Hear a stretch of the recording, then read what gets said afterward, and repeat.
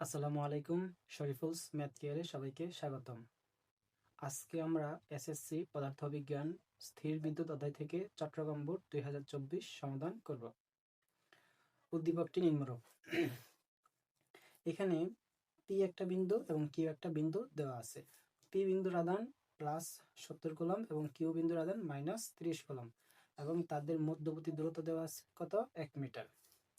তারপর বলা আছে পি ও কিউ একই উপাদান দ্বারা সমান ব্যাসার্ধের গোলক, অর্থাৎ এই গোলকের ব্যাসার্ধ এবং এই গোলকের ব্যাসার্ধ হচ্ছে কি সমান, এবং কে এর একটা মান দেওয়া আছে, K is equal to 9 × 10⁹ newton metre square per coulomb square. গ নাম্বার প্রশ্ন করছে চার্জ দ্বয়ের মধ্যে ক্রিয়ারত বল নির্ণয় করো। চার্জ দ্বয়ের মধ্যে অর্থাৎ এই চার্জ এবং এই চার্জ, এই দুইটা চার্জের মধ্যে ক্রিয়ারত বল নির্ণয় করো। তাহলে আমরা গ নাম্বার প্রশ্নটা প্রথমে সলভ করি।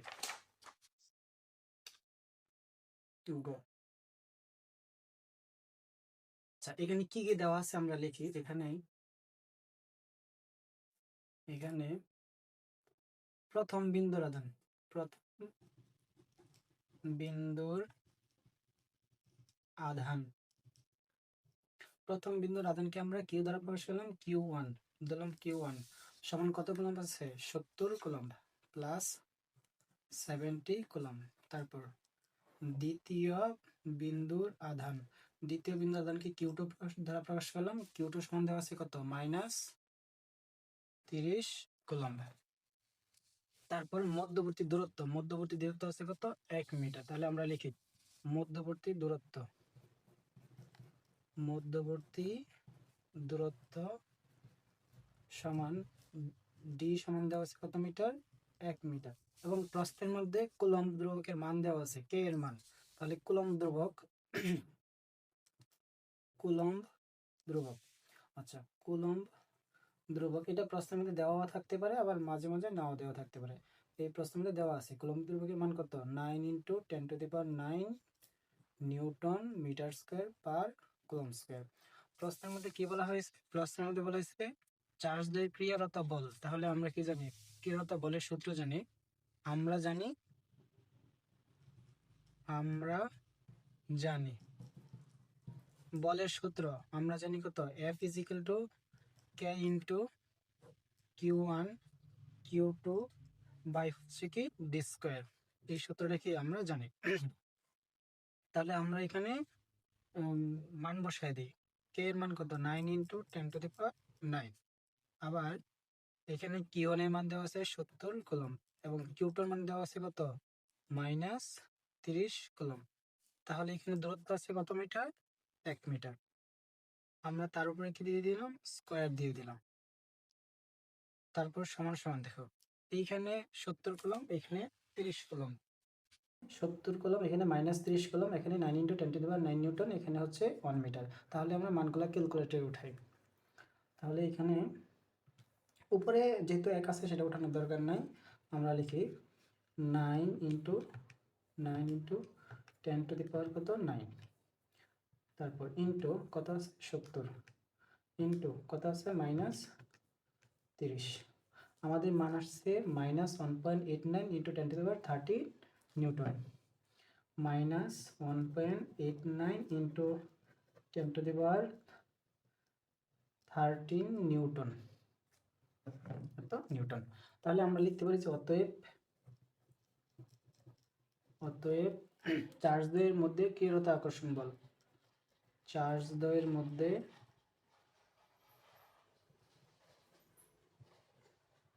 মধ্যে ক্রিয়ারত,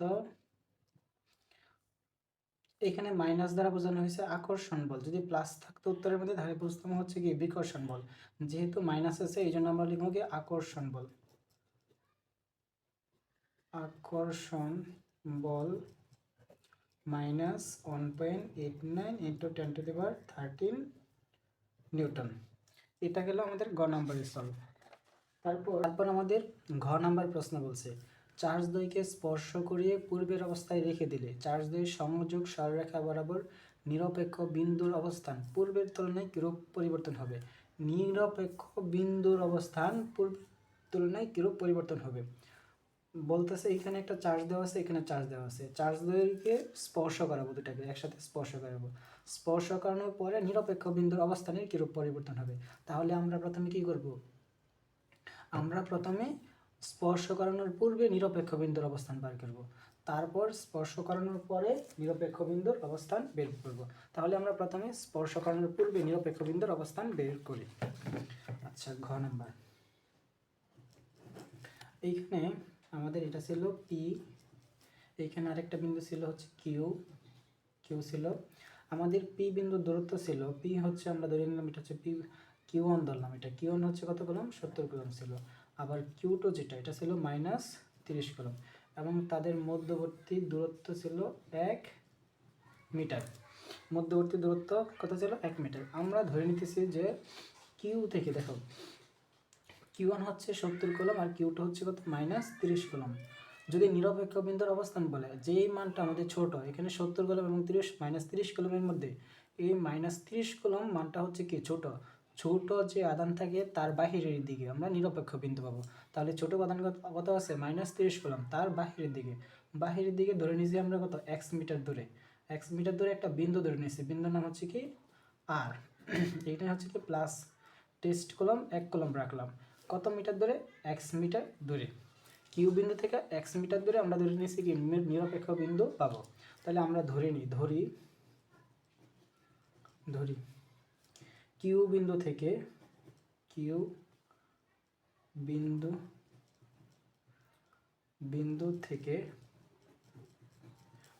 থেকে কত মিটার দূরে, x মিটার দূরে, x মিটার দূরে।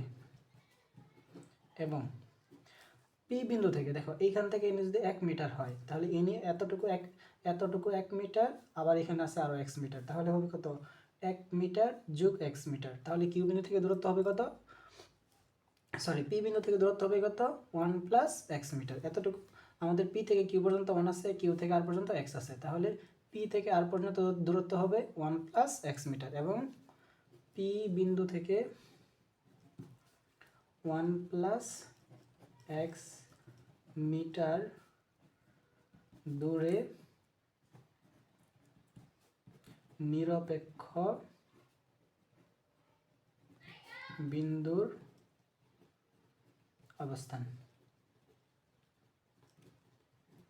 লিখলাম। এখন এখানে হচ্ছে কিউ ওয়ান আধান আছে, কিউ টু আধান আছে। তো প্রথমে আমরা কিউ ওয়ান আধানের জন্য তড়িৎ প্রাবল্য বার করব। এখানে আছে কি কিউ ওয়ান আধান, এখানে কিউ টু আধান। কিউ ওয়ান আধানের জন্য তড়িৎ প্রাবল্য, কিউ ওয়ান আধানের জন্য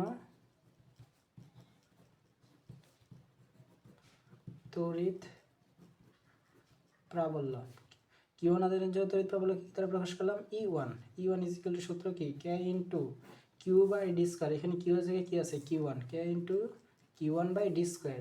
দেখো কিউ ওয়ান আধান যেটা আছে, কিউ ওয়ান মানে আধান মানে পি বিন্দু, পি বিন্দু দূরত্ব কত আছে, 1 প্লাস এক্স মিটার। তাহলে হচ্ছে দূরত্ব কত হবে, 1 প্লাস এক্স হোল স্কোয়ার, যেহেতু ডি স্কোয়ার, ডির জায়গায় কি আছে, 1 প্লাস এক্স আছে, এই জন্য আমরা লিখলাম কি 1 প্লাস এক্স হোল স্কোয়ার। এখন কিউ টু আধানের জন্য তড়িৎ প্রাবল্য ই টু সমান K into Q two by D, ডির জায়গায় কিউ বিন্দু থেকে দূরত্ব কত আছে, এক্স মিটার, তাহলে এক্স তার উপরে স্কোয়ার। ঠিক আছে। তারপর প্রশ্ন মতে যে নিরপেক্ষ বিন্দুতে তড়িৎ প্রাবল্য সমান হয়, অর্থাৎ ই ওয়ান সমান হবে কি ই টু। নিরপেক্ষ বিন্দুতে কি সমান হয়, তড়িৎ প্রাবল্য সমান হয়, ই ওয়ান সমান হবে কি ই টু। প্রশ্ন মতে ই ওয়ান সমান ই টু। ই ওয়ানের মান কত আছে আমাদের, ই ওয়ানের মান আছে K into Q one by 1 plus x whole square, আর ই টুর মান কত আছে, K into Q two by X square. এই পাশে কে আছে, এই পাশে কে আছে, কে ক্যান্সেল, তাহলে আমরা লিখতে পারি কে ইন্টু কেটা চলে যাবে, q one by 1 plus x whole square by q two by হচ্ছে কি এক্স স্কোয়ার। তাহলে আমরা একান্তরকরণ করি, এখানে কিউ ওয়ান আছে, এই নিচে কিউ টু নিয়ে এসে পড়বো, কিউ ওয়ান এখানে q x 1 plus x whole স্কোয়ারের জায়গায় কিউ টু নিয়ে আসবো, এই কিউ টু নিয়ে এসে পেলাম। তারপর কিউ টুর জায়গায় কে চলে যাবে, 1 plus x whole square, 1 plus x whole square দিলাম, নিচে এক্স স্কোয়ার দিলাম। তারপর আমরা এই এতটুকুকে আমরা বাম পাশে রাখবো, আর ডান পাশে যাকে আছে তাকে বাম পাশে রাখবো। অর্থাৎ আমরা 1 + x লিখলাম, এখানে x লিখলাম, এতটুকু এই পাশে রাখলাম। এইখানে তার উপরে স্কোয়ার আছে, এটার উপরে স্কোয়ার আছে, অর্থাৎ দুজনের উপরে স্কোয়ার আছে। তাহলে আমরা এইভাবে লিখতে পারি হোল স্কোয়ার। এখানে ছিল কি Q1/Q2, এখানে স্কোয়ার আছে, ওই পাশে গেলে কি হয়ে যাবে, রুট হয়ে যাবে। তাহলে 1 + x বাই হচ্ছে x সমান √Q1/Q2, Q1 Q2। আর এটাকে আমরা এইভাবে লিখতে পারি যে এক্সটা একের নিচে আছে, এক্স এর নিচে আছে, তাহলে লিখতে পারি 1/x প্লাস এটা এক্স এর নিচে আছে, তাহলে লিখতে পারি x/x সমান √Q1 এর মান। আমাদের এই যে Q1 এর মান কত দেওয়া আছে, 70 কুলম্ব। এই দিলাম হচ্ছে কত, 70 কুলম্ব। Q2 এর মান কত দেওয়া আছে, -30 কুলম্ব, কিন্তু রুটের ভিতরে আমরা মাইনাসের মান বসাতে পারবো না, এই জন্য কি লিখবো, শুধু 30 কুলম্ব দিলাম। তারপরে 1/x, এখানে x আছে, এখানে x ক্যান্সেল, থাকে কত 1, এই +1 সমান সমান। আমরা একটু ক্যালকুলেটর চাপি দেখি কি আনসারটা আসে এখানে। √ দিলাম, তারপরে উপরে কত আছে 70 কুলম্ব, নিচে 30 কুলম্ব। এখানে দিলাম 70, নিচে কত আছে 30, এই দিলাম হচ্ছে 30 কুলম্ব। থাকে কত আমাদের 1.5275, 1.5275। তারপর 1/x টাকে এই পাশে রাখলাম, 1টাকে এই পাশে পাঠিয়ে দেবো, তাহলে থাকে 1.5275 -1। তাহলে এটা আমরা মাইনাস করি, -1, -1 করলে আমাদের মান আসে কত, 0.52। 1/x সমান 0.5275। এখন আমরা আর গুণ দিই, x এর সাথে এটা গুণ, x ইন্টু 0.5275 সমান সমান কত, 1। এখন এটা যেহেতু দুইটা গুণ আকারে আসে, ওই পাশে গেলে ভাগ আকার হয়ে যাবে। তাহলে x = 1/0.5275 or x = 1 ভাগ, এটা আমরা মানটা উঠাই, 1/0.5275, 0.5275 সমান আসে 1.8957, 1.89, আমরা এতটুকুই রাখি, 1.89, আচ্ছা 57 মিটার। আচ্ছা আমরা x কাকে ধরছিলাম, আমরা ধরছিলাম x ধরছিলাম কিউ বিন্দু থেকে। আচ্ছা কিউ বিন্দু থেকে তাহলে কত মিটার দূরে, বাহিরের দিকে কত মিটার দূরে তড়িৎ প্রাবল্য নিরপেক্ষ বিন্দু পাবো, নিরপেক্ষ বিন্দু পাবো আমরা হচ্ছে 1.895 মিটার দূরে পাবো। তাহলে আমরা লিখি যে অর্থাৎ আমরা লিখি সুতরাং Q2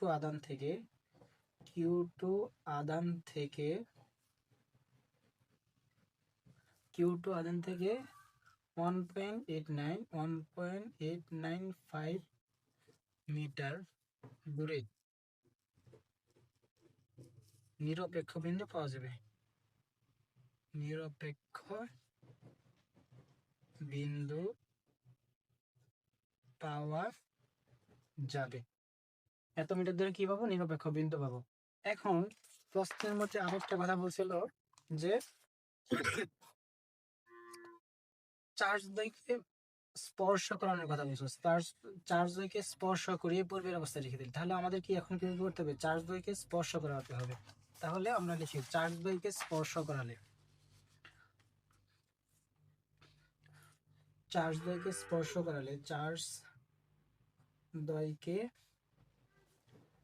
স্পর্শ করালে আচ্ছা এইখানে একটা আধান আছে প্লাসের চার্জ আর একটা মাইনাসের চার্জ, তাহলে অবশ্যই স্পর্শ করালে তাদের মধ্যে আধানের কি হবে, স্থানান্তর হবে। তাহলে স্পর্শ করালে আমরা দেখি মোট আধান কত হবে, মোট আধান স্পর্শ করালে মোট আধান Q = আমাদের Q1 এর মান কত দেওয়া ছিল, 70 কুলম্ব, প্লাস Q2 এর মান কত দেওয়া ছিল, -30 কুলম্ব।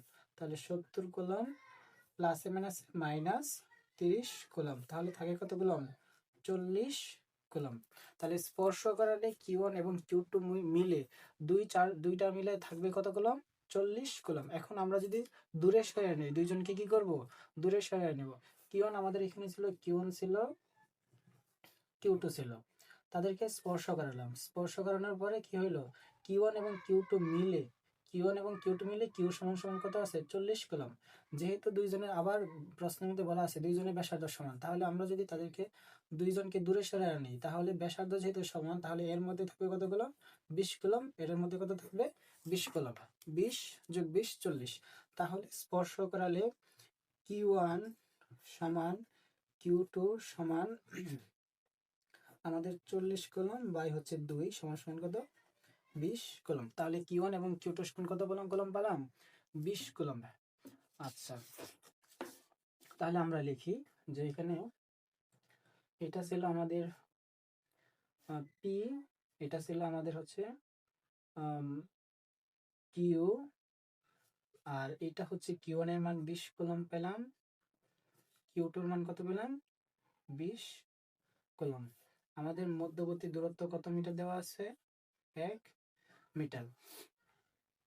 আমরা যদি মধ্যবর্তী দূরত্ব সমান হয়, মধ্যবর্তী দূরত্ব যাই থাকুক না কেন, কিন্তু যদি Q1 এবং Q2 সমান হয়, Q1 এবং Q2 সমান হয়, যদি নিরপেক্ষ বিন্দু বের করি, এবং Q1 এবং Q2 যদি ধনাত্মক চার্জ হয়, এটা Q1 ধনাত্মক চার্জ এবং Q2 ধনাত্মক চার্জ, এবং দুইটা চার্জ হচ্ছে কি সমান, তাহলে এমন হলে আমরা উপরে যে মানটা থাকবে তাকে 2 দ্বারা ভাগ করে দিলেই আমরা কি পাবো? নিরপেক্ষ বিন্দু পাবো। অতএব নিরপেক্ষ বিন্দু। আবারও বলতেছি, এইখানে যেহেতু প্লাসের চার্জ, এখানে যেহেতু কি প্লাসের চার্জ, এই জন্য নিরপেক্ষ বিন্দু আমরা মাঝখানে পাচ্ছিলাম। যদি প্লাসের চার্জ না থেকে মাইনাসের চার্জ থাকতো, একটা মাইনাসের একটা প্লাসের চার্জ, তাহলে ব্যাপারটা অন্য কিছু করতো। তবে এখানে একটা বিন্দু আছে প্লাসের চার্জ, আরেকটাও আছে কি প্লাসের চার্জ, এই জন্য নিরপেক্ষ বিন্দু হবে কি মধ্যবর্তী স্থানে। আচ্ছা, নিরপেক্ষ বিন্দু আমরা নিরপেক্ষ বিন্দু x দিয়ে দিলাম। x সমান সমান উপরের মধ্যবর্তী দূরত্ব আছে কত? 1 বা 2 সমান সমান 0.5 মিটার। ঠিক আছে, তাহলে Q2 অর্থাৎ Q আদান থেকে 0.5 মিটার দূরে, 0.5 মিটার দূরে নিরপেক্ষ বিন্দু পাওয়া যাবে। সুতরাং Q আদান থেকে 0.5 মিটার দূরে নিরপেক্ষ বিন্দু পাওয়া যাবে। আচ্ছা, তাহলে আমরা এখন সরাসরি লিখে দেই যে পূর্বে চার্জ দ্বয়কে স্পর্শ করানোর পূর্বে, একেবারে অ্যান্সারটা লিখে দিই। চার্জ দ্বয়কে স্পর্শ করানোর পূর্বে কিউ আদান থেকে আমরা অ্যান্সার কত পেয়েছিলাম? কিউ আদান থেকে 1.89 পেয়েছিলাম। কিউ আদান থেকে 1.8 মিটার বাহিরের দিকে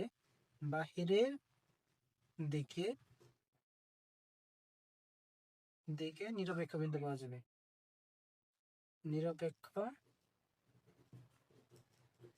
বিন্দু পাওয়া যাবে।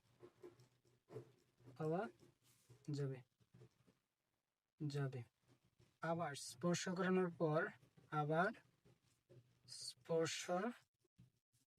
করানোর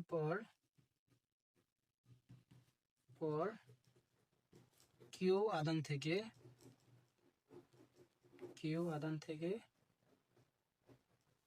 0.5 মিটার ভিতরে নিরপেক্ষ বিন্দু পাওয়া যাবে।